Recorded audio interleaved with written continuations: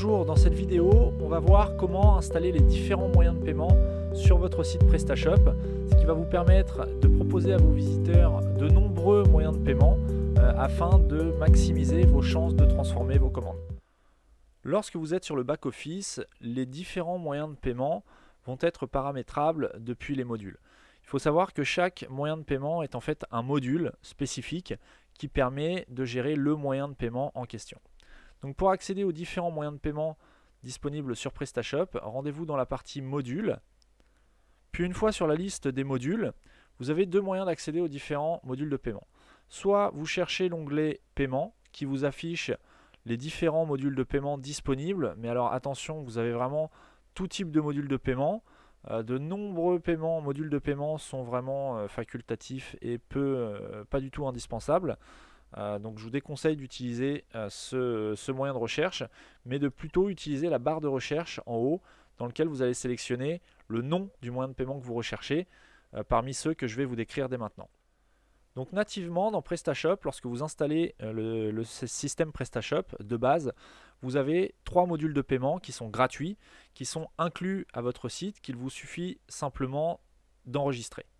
Le premier, ça va être le module de paiement par chèque, que vous allez pouvoir paramétrer en saisissant simplement l'ordre auquel devra être libellé le chèque par votre client et l'adresse postale à laquelle il devra l'envoyer.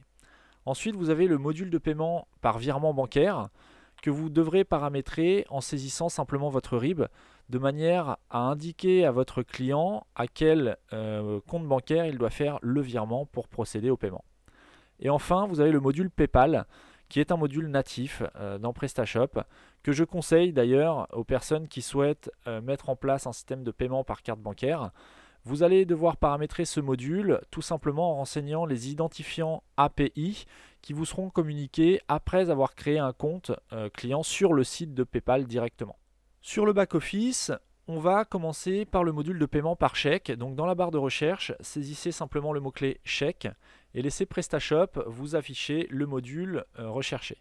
Donc celui qui nous intéresse, c'est vraiment celui-ci, donc qui se nomme tout simplement chèque. C'est la version du module ici juste à côté pour information. Et vous allez devoir paramétrer ce module. Donc en cliquant simplement sur la petite flèche en face, puis sur configurer. Après vous être assuré que le module est bien actif. Donc si vous voyez le bouton désactiver, ça veut dire qu'il est actif. Si vous voyez le bouton activer, cliquez sur activer tout simplement pour activer ce module sur votre site.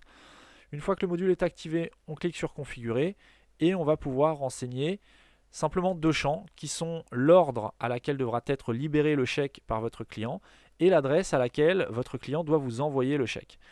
Une fois cela fait, en fait, lorsque le client sur votre front office saisira le moyen de paiement par chèque, une page lui indiquera à quel ordre libérer son chèque tout simplement et à quelle adresse l'envoyer.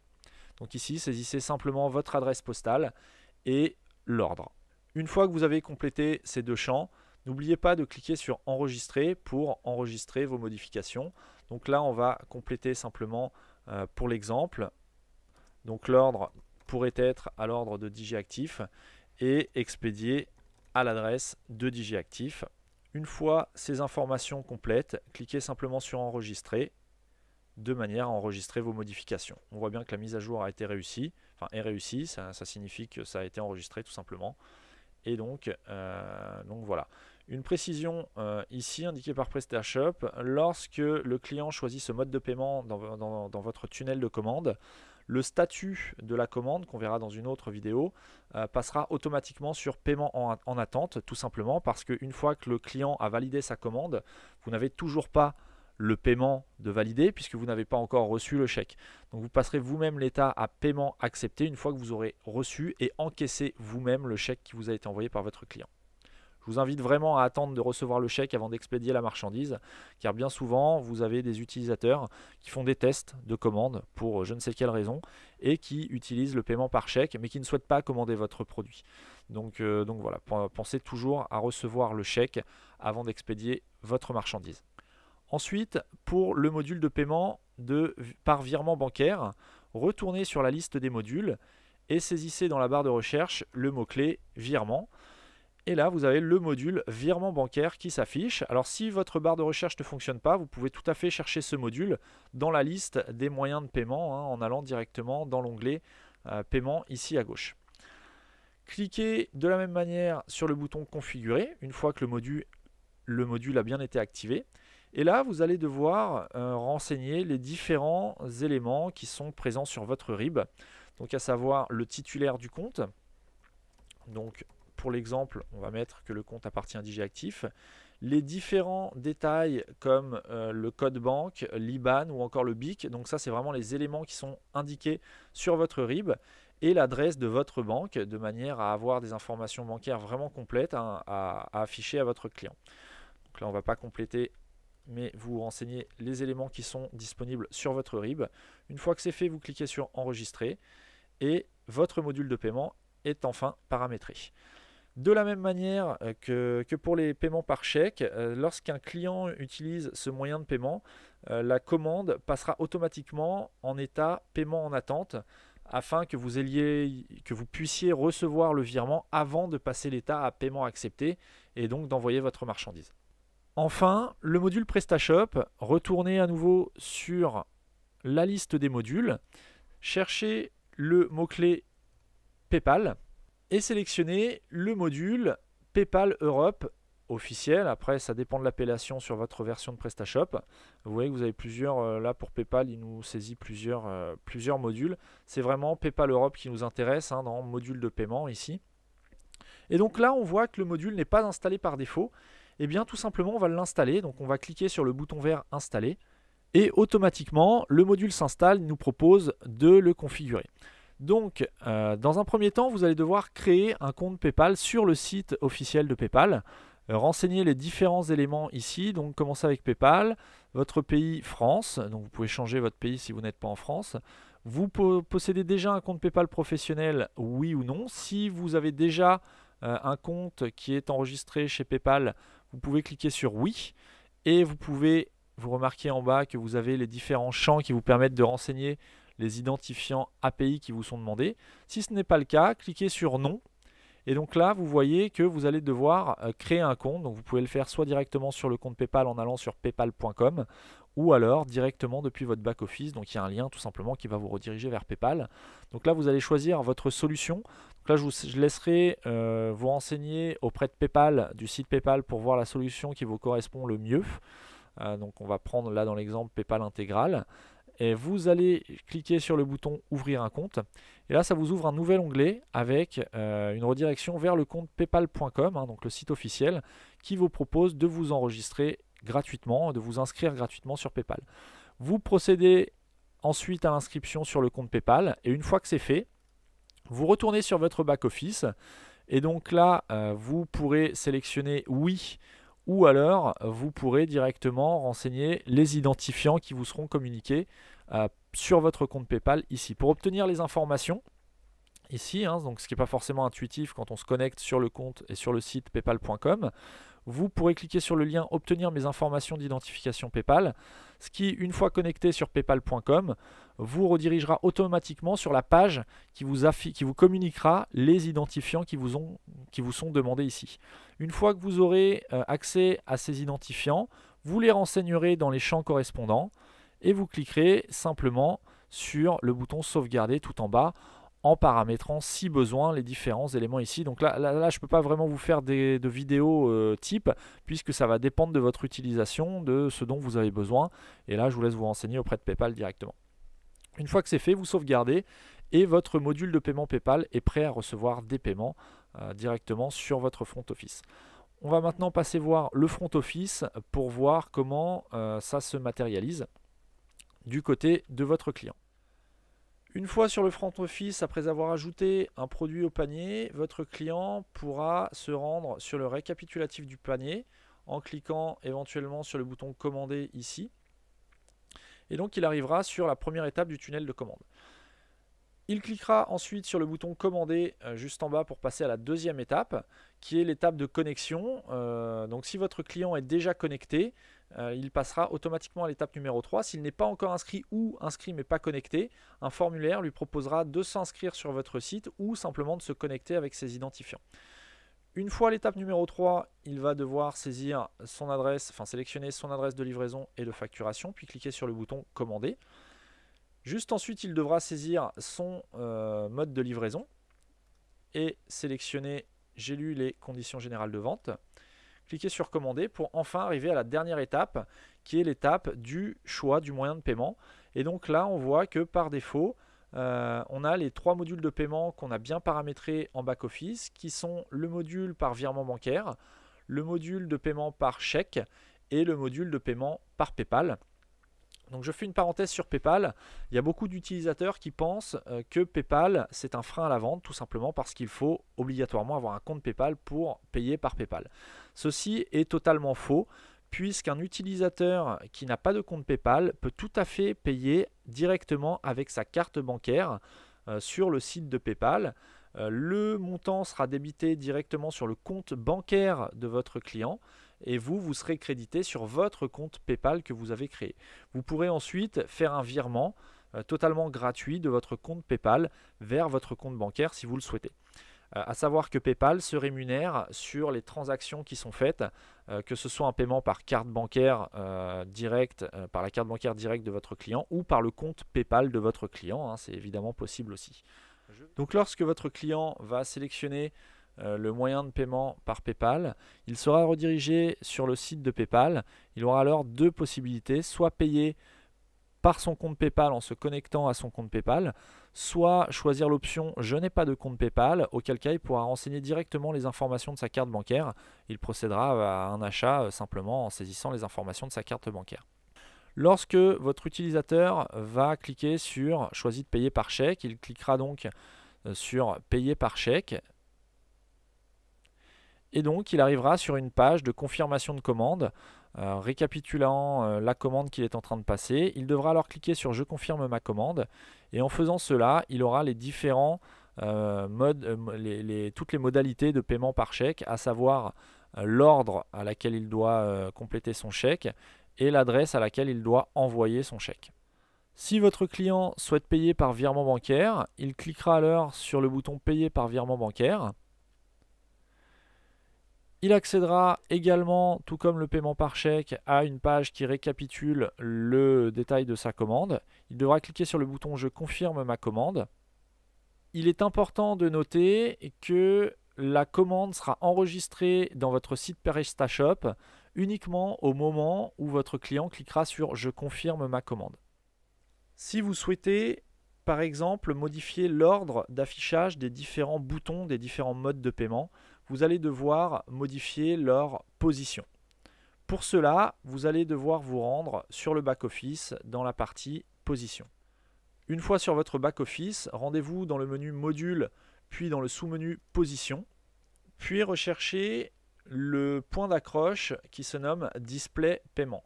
C'est ici que viennent se fixer les différents boutons des modules de paiement qui sont installés et activés sur votre boutique. On a bien nos 3 modules de paiement qui sont le virement bancaire, le chèque et le module PayPal qui sont affichés sur ce point d'accroche.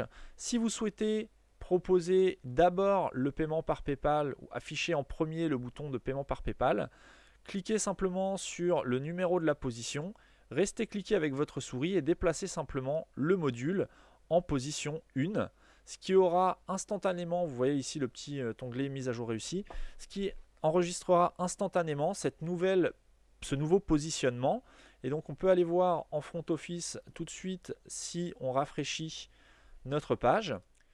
On a bien le module le bouton du module PayPal qui est positionné en première position. Si vous souhaitez proposer des modules complémentaires, des modules de paiement complémentaires, sachez qu'il y a plein de possibilités, à commencer par un module bancaire directement relié à votre banque, que ce soit le CIC, la Caisse d'épargne, le Crédit Agricole, la Société Générale ou toutes les banques existantes. Il faudra pour cela installer un module spécifique, soit un module délivré par votre banque, soit un module permettant d'installer le bouton de paiement compatible avec votre banque sur votre front office. Je vous laisserai alors aller sur PrestaShop Add-on qui vous proposera toutes sortes de modules compatibles avec votre banque. Vous avez également la possibilité d'opter pour des modules de financement participatif. Ces modules sont disponibles à l'achat ou parfois gratuitement, ça dépend des offres, sur votre back-office ou sur PrestaShop Add-on. Et enfin, sur certaines anciennes versions de PrestaShop, il y avait un module de paiement comptant qui permettait d'accepter les paiements à la livraison. Ce module n'est plus disponible sur les dernières versions de PrestaShop, à savoir qu'il est peut-être transférable d'une ancienne version de PrestaShop à l'une des dernières versions. Si vous avez une version comprenant ce module paiement comptant de base dans PrestaShop, donc ça c'est un module gratuit qui était nativement présent dans la solution PrestaShop, je vous invite à l'utiliser. Ça vous permet notamment de permettre le paiement à réception de la marchandise ou à proposer à vos clients de venir retirer la marchandise directement soit à votre entrepôt ou dans votre magasin et donc de payer sur place. Lorsque vous êtes sur le back-office, pour avoir accès à certains modules de paiement disponibles, notamment pour permettre le paiement avec votre banque, vous rendre dans l'onglet paiement ici et vous avez par exemple ici un module compatible avec la caisse d'épargne. Vous avez ici le module de paiement compatible avec le CIC, Crédit Mutuel, et tout un tas d'autres modules qui vous permettent de mettre en place des systèmes de paiement un peu divers. Comme là le module Paybox qui est compatible avec certaines banques, le module Atos qui est un module assez réputé qui est compatible également avec de nombreuses banques. Le mieux c'est encore de vous renseigner auprès de votre banque à savoir si elle vous propose un module gratuit, puisque vous voyez que ces modules complémentaires ont quand même parfois un coût qui n'est pas négligeable. Moi, ce que je vous conseille, c'est vraiment de commencer, si vous vous lancez sur votre marché, de commencer par installer le module PayPal, ce qui permet quand même de proposer le paiement par carte bancaire à moindre frais, puisque vous n'avez aucun abonnement à payer, aucun contrat à souscrire auprès d'une banque quelconque, mais PayPal se rémunérera simplement sur chaque transaction.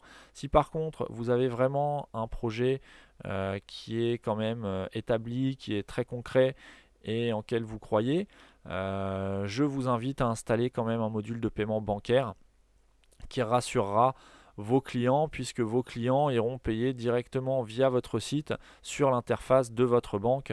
Donc en termes de sécurité, il n'y a quand même pas mieux. Pour l'instant, c'est vraiment ce qu'il y a de plus efficace. Vous verrez également tout un tas de modules. Alors vous voyez Yes by Cash, alors je ne les connais pas tous, hein, mais vous avez Skrill, Strip qui est aussi un module de paiement assez connu. Voilà, vous avez Click and Pay. Vous avez tout un tas de modules. On parlait tout à l'heure de financement participatif. Donc après, à vous de voir en cliquant sur en savoir plus comment ce module fonctionne. Vous pouvez cliquer sur installer, hein. Donc quand un module est gratuit, vous avez directement le bouton installer. S'il s'agissait d'un module payant, vous auriez le coût ici, et auquel cas il faudrait, en cliquant dessus, vous allez être redirigé sur le site PrestaShop Add-on, qui est un annuaire de modules payants et gratuits. Et donc à vous de voir ce qui peut être intéressant. Attention aux compatibilités, tous les modules de paiement ne sont pas forcément compatibles avec toutes les banques. Donc là c'est vraiment à vous de vous renseigner auprès du vendeur du module et auprès de votre banque. Pour terminer, vous avez également la possibilité, en fonction du contrat que vous avez souscrit auprès de votre banque, de laisser la possibilité de payer en plusieurs fois. Donc en général, on a le paiement en une fois ou en 3 fois.